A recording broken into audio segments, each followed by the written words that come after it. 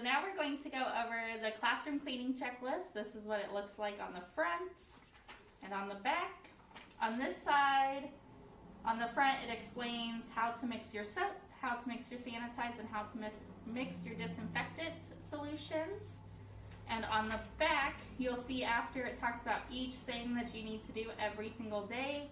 Then right next to it, it tells you what you need to do to that item. So as you'll see on here, it talks about like the tables that you will clean and sanitize the tables.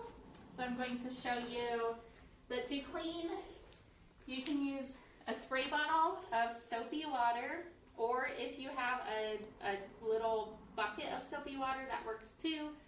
And then you'll come over here with a clean rag, spray your table. You'll spray the whole thing, of course.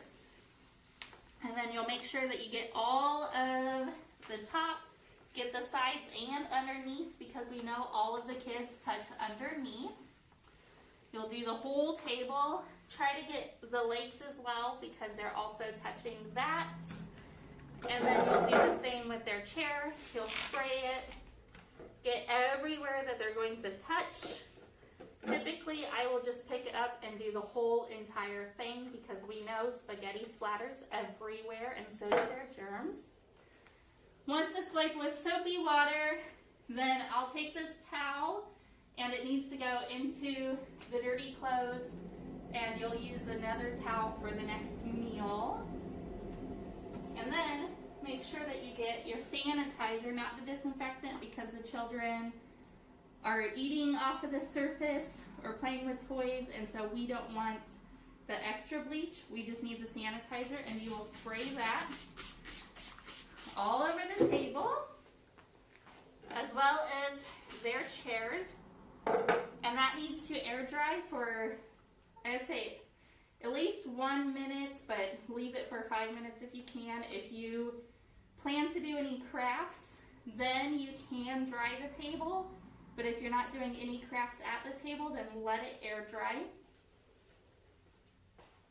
And that, for the tables, is after every single meal, before every meal, as well as after doing any crafts. You want to clean it. Whereas the rest of the classroom, at the end of the day, make sure that you are doing the same thing with the soap solution and the sanitized solution on all of the toys. Open the cupboards and do that as well. Leave the cupboards open overnight so they can dry out. If you have children, like most children, they like to touch your windowsills.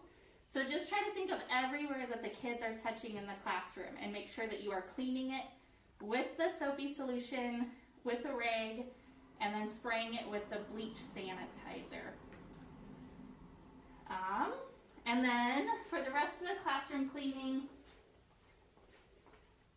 again, just make sure that you're going down the whole list. So, and it says, you know, every single day what you need to be doing. Make sure that you're mopping the floors. Even if you have a cleaning service coming in to mop the floors, I suggest like making sure you are sweeping all of the floors and mopping, especially around the tables yourself. One of the quickest ways to do that is you can take your disinfectant bleach spray bottle and actually use that to spray the floor, and then run the wet mop over it as well, because that works. It's a little bit quicker. Or you can go get your bleach water and your mop bucket and do it that way.